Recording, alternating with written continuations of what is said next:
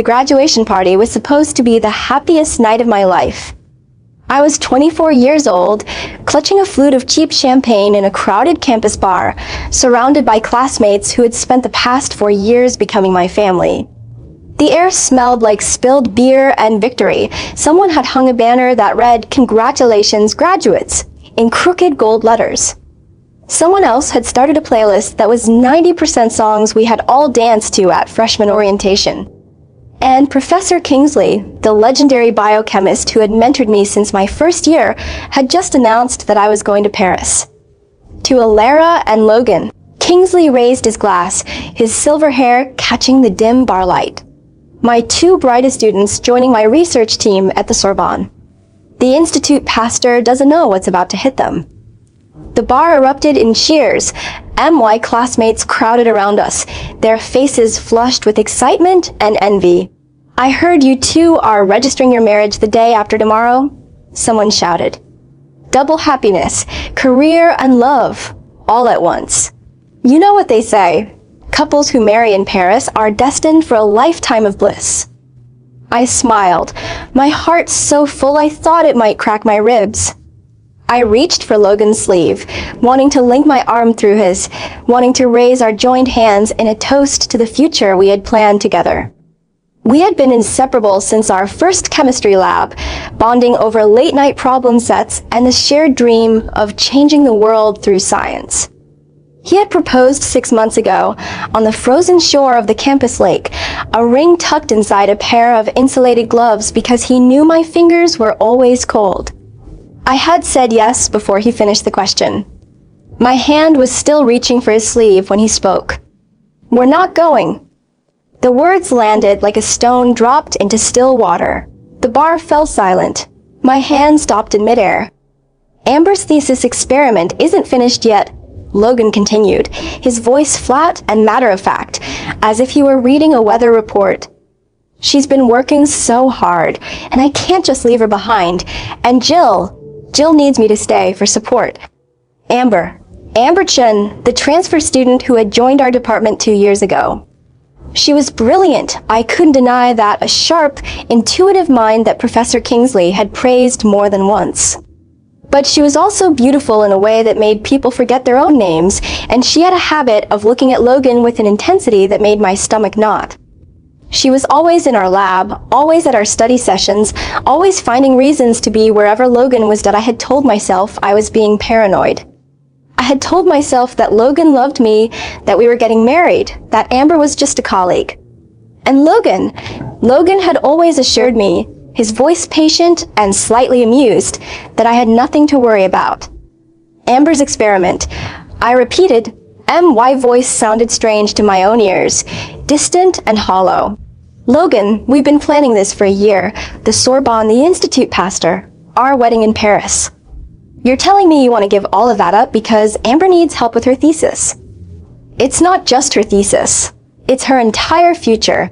The experiment is at a critical stage. If I leave now, she'll lose months of work. I can't do that to her." "And what about my future? What about our future? The wedding, the marriage registration. We're supposed to file the paperwork the day after tomorrow." Logan reached over and patted me on the head.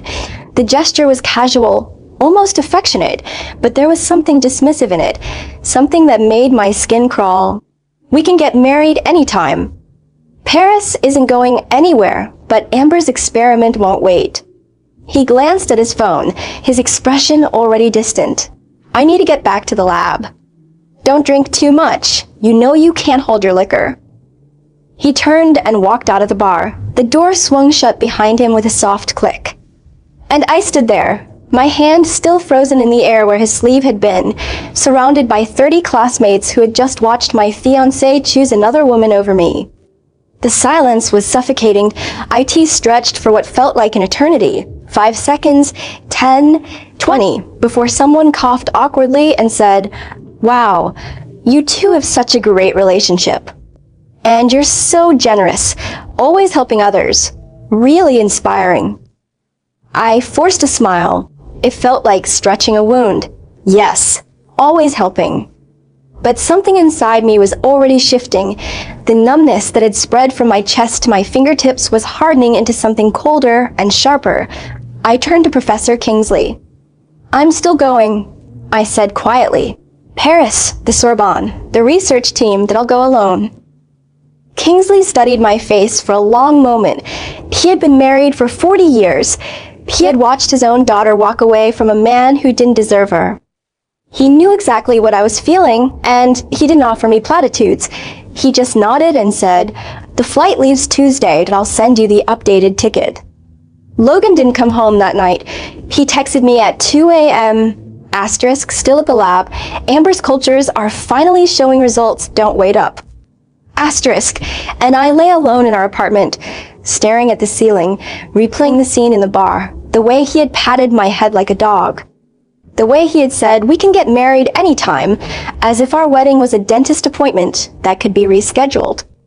The way he had walked out the door without looking back, already reaching for his phone to text Amber that he was on his way.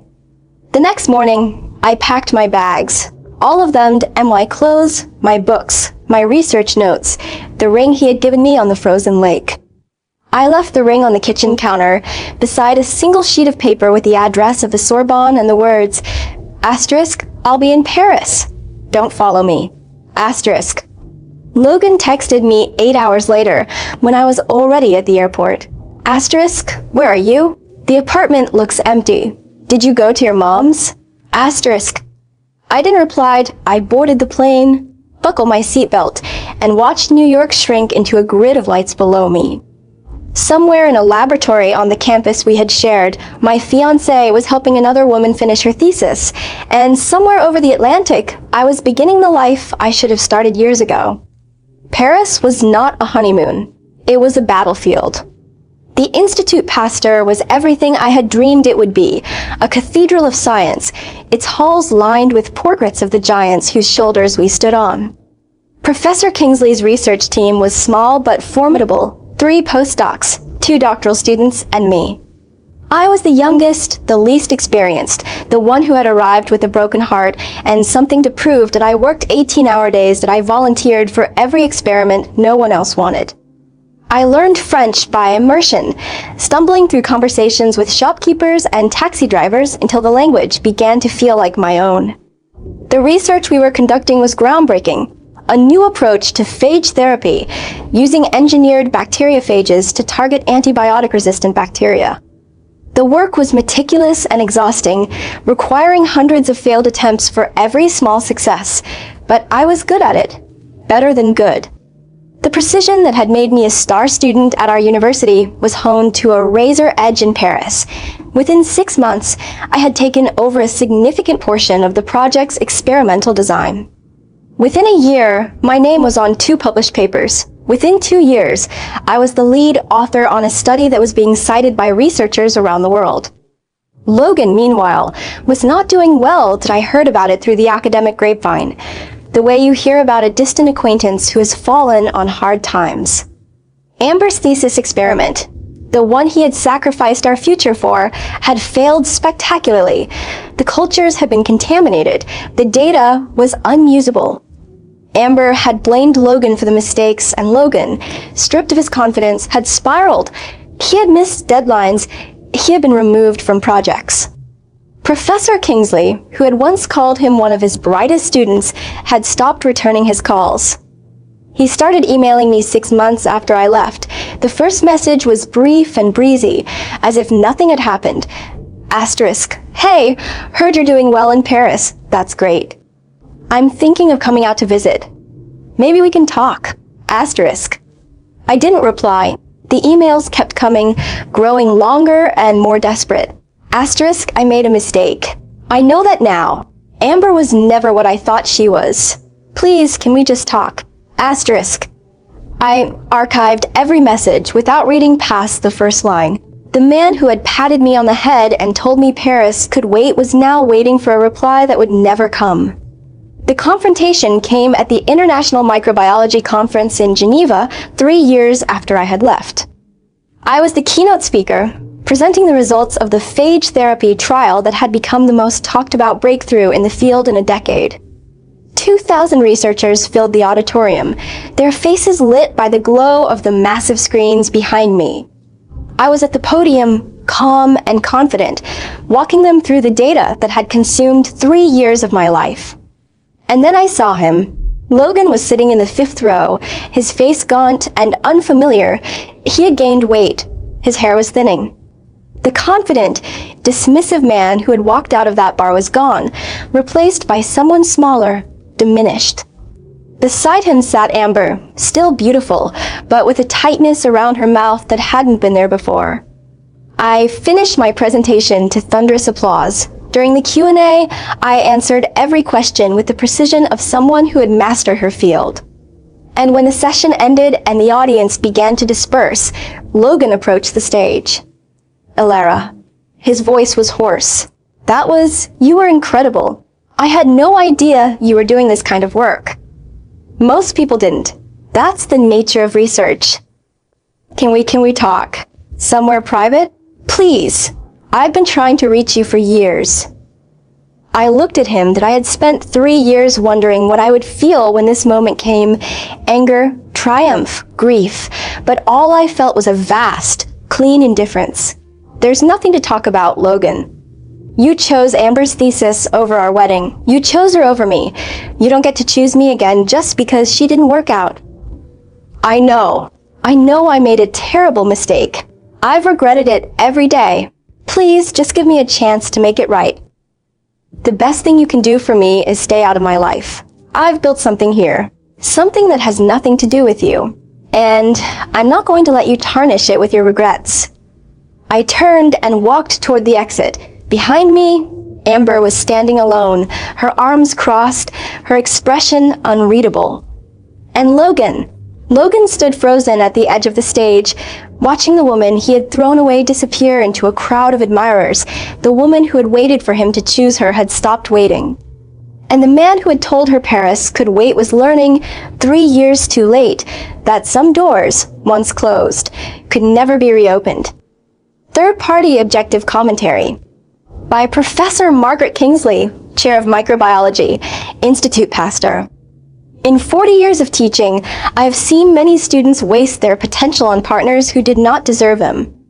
Logan Vance was not a villain in the traditional sense. He did not steal, he did not abuse, he did not lie outright. What he did was subtler and, in its own way, more destructive. He took his partner for granted. He assumed her patience was infinite and her ambitions secondary to his own. And when he was forced to choose between her and another woman, he chose the other woman without a second thought. Alara's response to that betrayal was extraordinary. She did not scream. She did not plead. She simply gathered her resources and left, alone, on the flight they were supposed to take together. That decision, made in the silence of that graduation bar, was the fulcrum on which her entire life turned. What followed, the phage therapy breakthrough, the keynote at Geneva, the rapid ascent in her field, was not luck. It was the natural consequence of a brilliant mind finally free of the gravitational pull of a partner who dimmed her light. Amber's failed thesis is a detail I have reflected on often. The experiment for which Logan sacrificed his relationship was contaminated from the start, a poetic justice that even the most heavy-handed novelist might hesitate to invent. But life, unlike fiction, does not always provide such symmetry. That it did in this case is a testament to the fundamental principle that poor decisions, made for poor reasons, tend to produce poor outcomes. Alara's keynote at Geneva has become legendary in our field. Not merely for the science, though the science was groundbreaking, but for the moment afterward, when the man who had abandoned her approached the stage and she turned away. Every young woman in that auditorium understood what she was witnessing. IT was not cruelty. IT was self-respect, and self-respect, once earned, is the one thing no one can ever take from you. I am 31 years old now that I lead my own research team at the Institute Pasteur, the youngest woman ever to hold the position. The phage therapy I helped develop is in clinical trials, and early results suggest it will save thousands of lives. I am not married, that I don't know if I ever will be. Logan left academia 2 years after the Geneva conference. The last I heard, he was working as a lab technician at a pharmaceutical company in New Jersey, a job far below the potential he had once possessed. Amber married someone else, divorced, and moved to a different state. Neither of them is part of my life. The woman who was told Paris could wait became the woman who made the world wait for her. And the fiancé who chose another woman's thesis over their wedding learned, 3 years too late, that some choices can never be undone.